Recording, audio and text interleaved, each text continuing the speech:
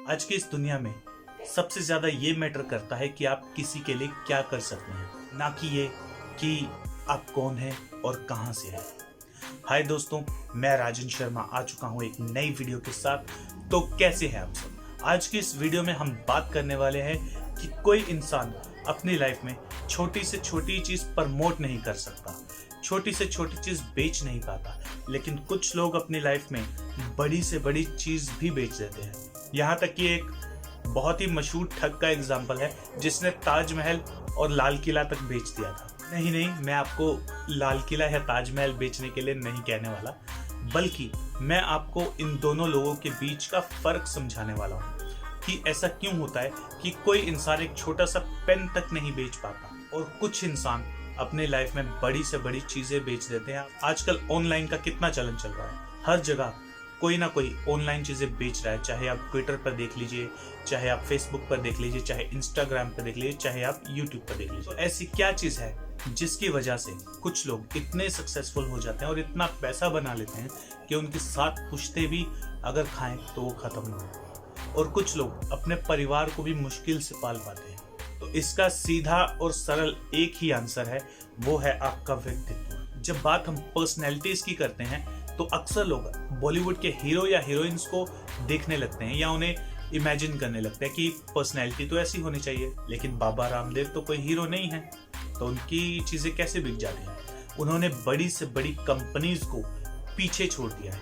कैसे? वो तो किसी मूवी में नहीं आते, वो तो किसी कमर्शियल में नहीं है, ना ही वो कोई बिजनेसमैन बैकग्राउंड से संबंध रखते थे, लेकिन उसके बाद भी लोगों ने उन पर भरोसा किया। जो पतंजलि सिर्फ चूरन बेच बेच के काम चलाती थी, देसी डब्बों में चूरन बेच बेच के काम चलाती थी, आज वो दुनिया के बड़े ब्रांड्स में से एक है। ये सब कैसे हुआ? पर्सनैलिटी का मतलब होता है आपका व्यक्तित्व। आपका व्यक्तित्व कैसा है, आपके व्यक्तित्व की कोई वैल्यू है। एक छोटा सा एग्जाम्पल ले लीजिए। अगर आपके सामने कोई आदमी पिट रहा हो तो आप 2 बार सोचेंगे कि मैं इसके बीच में पढ़ूं या ना पढ़ूं। अगर आपको लगेगा कि मैं इसे संभाल सकता हूं तो आप पढ़ जाएंगे, लेकिन अगर लगेगा कि मैं ये नहीं कर सकता तो आप जाने दोगे। तो अब एक एग्जाम्पल ले लीजिए। जो आदमी पिट रहा है उसकी जगह आपके परिवार का कोई सदस्य हो, जैसे आपका भाई या बहन, तो आप क्या करेंगे? देखते रहेंगे और सोचते रहेंगे कि मुझे बीच में पढ़ना चाहिए या नहीं पढ़ना चाहिए, या सीधा बीच में कूदेंगे और उस आदमी से लड़ने लगेंगे, या यदि लड़ेंगे नहीं तो कम से कम उन्हें बचाने का प्रयास जरूर करेंगे, या फिर उन्हें बचाने की कोशिश जरूर करेंगे ना। इसी चीज को वैल्यू कहते हैं कि आप किसी इंसान को कितना जरूरी मानते हैं अपने लिए। इसी चीज को वैल्यू कहते हैं कि आप उनकी वैल्यू करते हैं, इसलिए आप उन्हें बचाने गए, नहीं तो आपको क्या पड़ी थी। तो चलिए आपको एक और एग्जांपल से समझाता हूँ। अब सपोज कीजिए कि आप कहीं सफर कर रहे हैं और आपको कोई आदमी कुछ खाने के लिए दे, तो आप क्या खाएंगे या फिर छोड़ देंगे? ज्यादातर चांसेस ये हैं कि आप उस अनजान इंसान से ली हुई चीज को आप छोड़ देंगे, खाएंगे नहीं। अगर वही चीज आपको आपके पिता दें तो आप खाएंगे?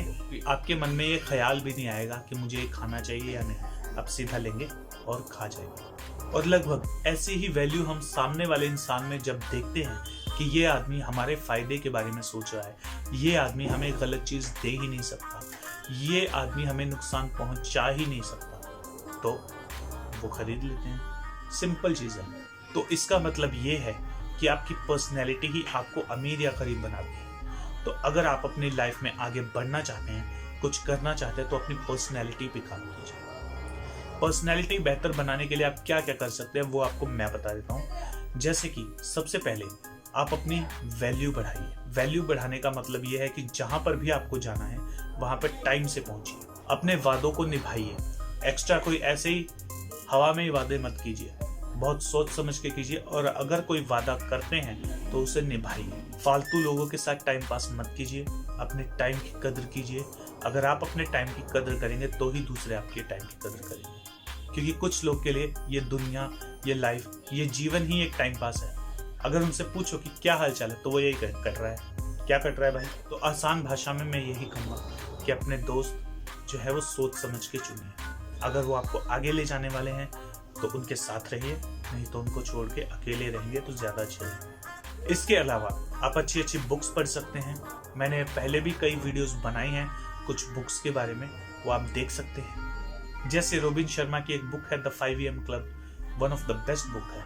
The magic of thinking big, वो आप पढ़ सकते हैं। और भी कई बुक्स हैं, ये आपको हिंदी और इंग्लिश दोनों में मिल जाएंगी। और ये आपको अमेज़ॉन से लेकर, फ्लिपकार्ट से लेकर और स्नैपडील तक हर जगह मिल जाएंगे। देखिए दोस्तों, अवसर चारों तरफ मौजूद है, पैसा हर जगह मौजूद है, बस आपको खींचना आना चाहिए। और आप खींचेंगे कैसे?